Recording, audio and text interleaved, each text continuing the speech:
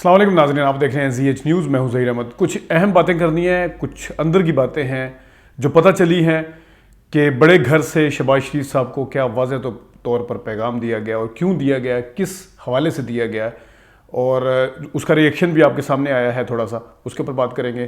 اور تھوڑی سی پیٹرول کی قیمتوں کے حوالے سے آج سب سے بڑی جو خبریں لگی ہوئی ہیں کہ پیٹرول کی قیمتیں بڑھانا پڑیں گی، اس پہ بات کریں گے تھوڑی سی. لیکن اس پہ جانے سے پہلے تھوڑا سا ہم آپ کو ٹائم لائن بتاتے ہیں خط کے اوپر. یہ جو دوسرا اعلامیہ آیا خط کا، اس کے اوپر ہم نے پہلے بھی ایک ویڈیو کی تھی، صرف آپ کی یاد دہانی کے لیے کہ کس طریقے سے حکومت نے، متحدہ اپوزیشن اس وقت کی جو تھی اور اب حکومت میں ہیں یہ ساری جماعتیں، انہوں نے کس طریقے سے یو ٹرن لیے ہیں، اور اس میں کچھ صحافی بھی شامل ہیں، اور اب یہ ماننے پر مجبور کس طرح ہوئے ہیں کہ مراسلہ اصلی ہے. سب سے پہلے ہم آپ کو دکھاتے ہیں ٹائم لائن میں. مارچ کے اینڈ پہ 27 مارچ کو عمران خان صاحب نے ایک جلسے میں جو اسلام آباد میں کیا، انہوں نے وہ خط لہرایا تھا اور بتایا تھا کہ کس طریقے سے کہا گیا ہے کہ اگر عمران خان کو نہ ہٹایا گیا کیا ہوگا، اور کس طریقے سے مداخلت کی گئی ہے.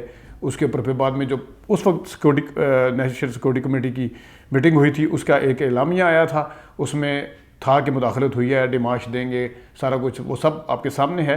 لیکن آپ کو ایک ٹائم لائن بتاتا چلوں جو آپ کو سن کے بڑا مزہ آئے گا. میں کیونکہ یہ ذرا کوٹ اینڈ کوٹ بتانا چاہ رہا ہوں تو اس میں آپ ذرا دیکھیے گا.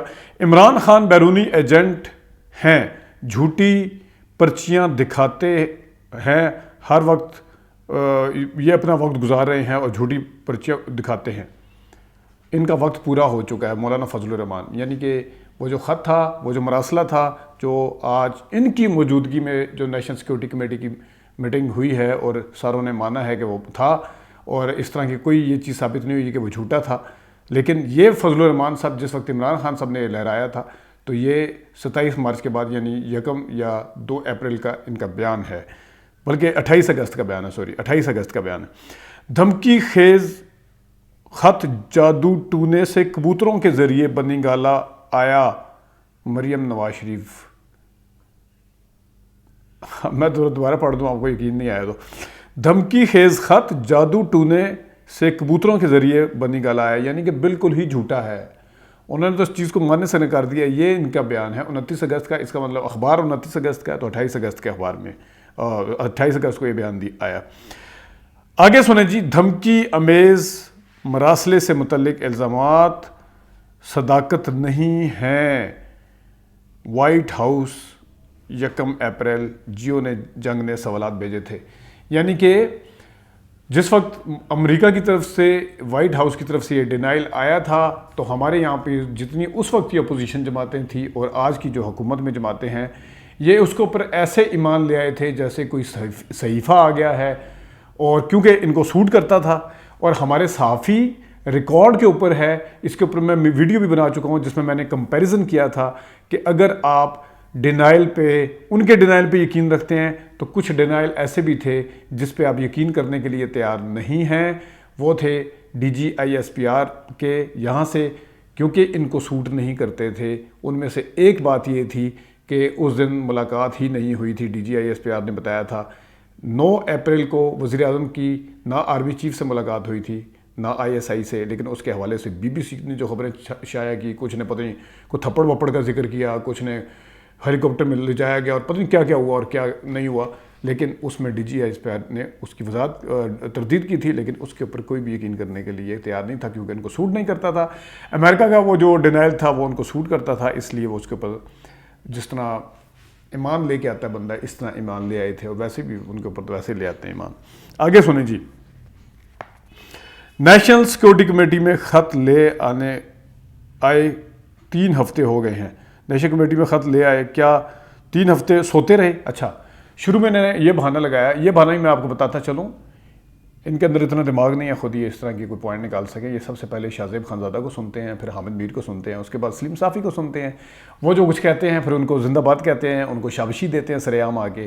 ٹویٹر پہ بھی شابشی دی جاتی ہے. اس کے بعد پھر شروع ہو جاتے ہیں اس بیانیے کے اوپر جو ان کو پڑھا دیا جاتا ہے اس چینل کی طرف سے، جس چینل کا آج کل حال ہی بہت برا ہوا ہے.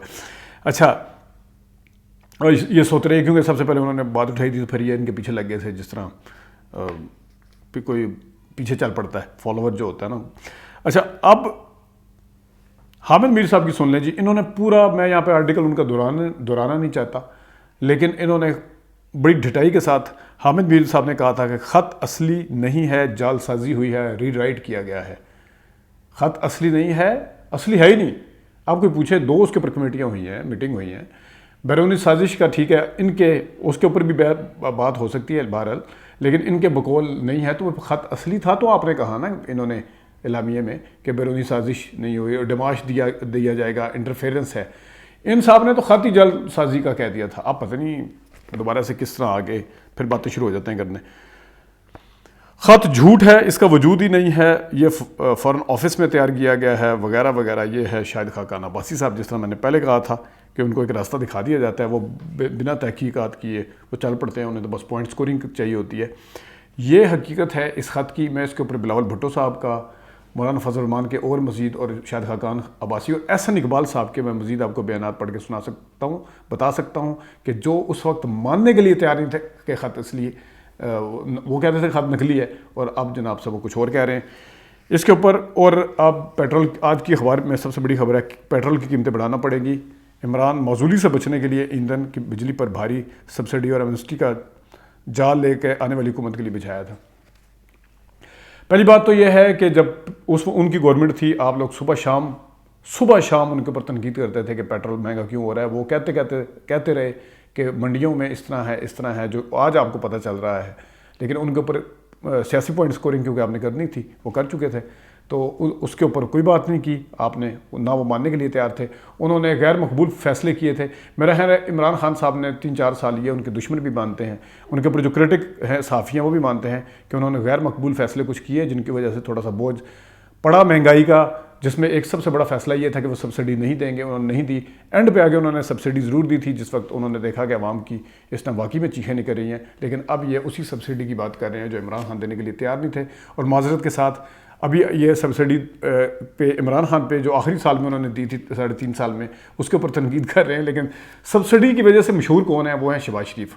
اسی وجہ سے عمران خان صاحب نے آ کے کہا تھا کہ سبسڈی نہیں دینی. اس کا مطلب یہ ہے کہ خون کی 2 بوتلیں نکال کے ایک واپس ڈال دی جائے. یہ سبسڈی کا ہی مطلب ہوتا ہے کیونکہ اس سے بوجھ بڑھتا رہتا ہے. اور شہباز شریف صاحب کے زمانے میں واضح مثال ہے سستی روٹی کی، جو کہ سبسڈی کی وجہ سے جس پہ بڑا نقصان اٹھانا پڑا تھا. بعد میں ان کو اس کے اوپر وڈرول بھی کرنا پڑا تھا، اور کچھ میٹرو بس کے کرائے کے اوپر بھی سبسڈی دی گئی تھی، اس کا بھی تھا. تو یہ سارا جو سبسڈی کا پول ہے یہ سارا کھل گیا ہے، اور اب ان کی بالکل یو ٹرن سامنے نظر آ رہی ہے گورنمنٹ کے کہ وہ کیا کرتے پھر رہے ہیں. اچھا، خط کے اوپر میں ذرا ایک بات اور ایڈ کرتے ہیں. خط کے حوالے سے مریم نواز شریف صاحب نے کہا ہے کہ ریاست کو عمران خان کو ایک فتنے کی طرح نپٹنا چاہیے. یہ خط ہے یا جو بھی ہے، ظاہر ہے ان کے جلسے بڑے بڑے ہو رہے ہیں. اب تو جلسوں کے لیے جو بہترین جلسوں کو ناپنے کا طریقہ ہے وہ ایک اور سامنے آ گیا. گراؤنڈ کے اوپر ڈرون شاٹ دیکھنے کے ساتھ ساتھ آپ ہر چینل کی ویورشپ دیکھ سکتے ہیں، اس ٹائم لائیو بھی دیکھ سکتے ہیں. جو چینل عمران خان کا جلسہ دکھا رہا ہوتا ہے وہ 24 جیسا چینل ہے جو کہیں ریٹنگ میں سٹینڈ نہیں کرتا، اس کے 44 کے آتے ہیں اس وقت. اور جو سب سے بڑا چینل اپنے آپ کو سمجھتا ہے اس کے 10,000 ہوتے ہیں، کیونکہ وہ دکھا نہیں رہا ہوتا ہے. اور سب سے بڑی واضح مثال یہ ہے، اب وہی والا چینل جس نے پشاور جلسہ نہیں دکھایا تھا، وہی چینل اب بڑا چڑھا کے بتا رہا ہے کہ ہم نے عمران خان کے جلسے سب سے اچھے دکھائے، ہم نے ان کا جو چینل ہے یعنی جیو چینل. تو اب وہ کہتے ہیں کیونکہ انہیں پتہ ہے کہ عوام دیکھنا چاہتی ہے، عوام کو اگر جیو نہیں دکھائے گا تو وہ عوام ایئر وائی دیکھے گی، عوام کو جیو نہیں دکھائے گا تو عوام ایکسپریس دیکھے گی، عوام کو جیو نہیں دکھائے گا تو عوام 92 دیکھے گی، جیو نہیں دکھائے گا تو اس کو 24 چینل دیکھے گا. تو اس وجہ سے مشہور ہوا ہے، مجبور ہوا ہے یہ عمران خان کے جلسے دکھانے کے لیے. اور عمران خان کا میں بتا رہا تھا کہ یہ بھی ایک طریقہ ہے کہ چینل کون سا زیادہ دکھا رہے ہیں جلسے کو ناپنے کے لیے، کیونکہ وہ بھی جلسوں میں شامل ہیں جو واچنگ گھر میں بیٹھ کے دیکھ رہے ہیں. سب سے بڑی بات ہے وہ جو مانیٹر میڈیالوجی کے لگے ہوتے تھے، کوئی پتہ نہیں ہوتا تھا کس طریقے سے کتنے ہیں کیا ہے، 5,000 4,000 ٹی وی کے اوپر تھا. یہ تو سارا بالکل سیدھا سرعام آ گیا. اور مری کے اندر کوئی مال روڈ کے اوپر بیٹھ کے جلسہ دیکھ رہا ہے وہ بھی سمجھ لیں جلسے کی تعداد ہے. F9 پارک اسلام آباد میں کوئی دیکھ رہا ہے تو وہ بھی جلسے کی تعداد ہے. سی ویو پہ یا 3 تلوار پہ کوئی دیکھ رہا ہے تو وہ بھی جلسے کی تعداد ہے. ارباب نے اسٹیڈیم میں کوئی دیکھ رہا ہے تو وہ بھی جلسے کی تعداد ہے. یہ ساری جلسے کے حصے ہیں. اور اس کے علاوہ تھوڑی سی آخر میں بات کر لوں میں، جو کہ بڑے گھر سے پیغام آیا ہے، وہ ہے جناب پہلے طارق فاطمی صاحب کو یہ انہوں نے شامل کرنا چاہا کیونکہ وہ ڈان لیگز کے حوالے سے تھا، ان کو کچھ ریزرویشن تھی. ظاہر ہے اس وقت انہوں نے اگر ہٹایا تھا اب کیسے برداشت کر سکتے تھے. تو اس کے اوپر بھی بڑے سوالات اٹھتے ہیں. اس کو نام لے کے واپس ہٹا لیا گیا. کتنے آزاد ہیں. عمران خان صاحب کو کٹ پتلی کہتے تھے. اب کون کٹ پتلی ہے؟ عمران خان صاحب نے جو ان کا نام ڈالا تھا چیری بلاسم، وہ میرے حال میں ٹھیک ہے. اور آگے دیکھ لیں کہ انہوں نے ساروں کے نام ECL سے نکال لیے ہیں. جن سے انہوں نے ووٹ لیا تھا وہ نام نہیں نکالا. اور اس کے اوپر سلیم صافی صاحب بھی تپے ہوئے ہیں کہ ووٹ ان کا اچھا ہے لیکن ان کا نام نہیں نکالا گیا. تو وہ بھی بڑے گھر سے پیغام تھا ان کو. الٹا بلکہ PTM کے لوگوں کو کچھ شامل کرنے کی بات بھی کی تھی اس میں، لیکن اس میں بھی اپنا پاؤں نہیں رکھ سکے. وہ بیانیہ جو ہے وہ نظر آ رہا ہے کہ کدھر ہے. وہ جو بیانیہ تھا نا نواز شریف صاحب کا، مجھے اکثر کہتے ہیں لوگ کہ نواز شریف صاحب بھی یہ کہہ رہے تھے، نواز شریف صاحب بھی وہ کہہ رہے تھے. نواز شریف صاحب کبھی بھی ٹکتے نہیں ہیں، وہ کسی اپنے بیان کے اوپر ٹکتے نہیں ہیں. ان کا سارا اصول اس وقت تک ہوتا ہے جب تک اقتدار انہیں نہ مل جائے، باقی جائے سائڈ پہ. اور اب وہی ریاست جن کو گجرانوالہ میں گالیاں نکالی جا رہی تھی، وہی ریاست کے جو عہدیداران جن کو گالیاں نکالی جا رہی تھی، پتہ نہیں کیا کیا کہا جا رہا تھا. اب حکومت نہ نمٹے، اب وہی خلائی مخلوق نمٹے عمران خان صاحب سے. یہ مریم نواز شریف صاحبہ کہنا چاہ رہی ہیں کہ وہی خلائی مخلوق جو ہے وہ نمٹے، جن کو کل تک جن سے آپ ملک کو چھڑانا چاہتے تھے، جو آپ کو مدت پوری نہیں کرنے دیتے تھے، جن کے اوپر ووٹ کو عزت دینے کا بڑا وہ تھا، جو ہمیں تو پہلے سے پتہ تھا. ہم نے تو کبھی اعتبار کیا ہی نہیں تھا کہ ووٹ کو عزت دو والا کوئی جینون نعرہ ہے. وہ تو آپ کے سامنے ہے. جس طریقے سے اسی کٹ پتلی اسمبلی کے اندر آگے بیٹھ گئے، جس کو کٹ پتلی کہتے تھے، جس کو نقلی کہتے تھے، چھوڑنے کے لیے تیار نہیں ہیں. عمران خان کے اوپر الزام لگاتے تھے.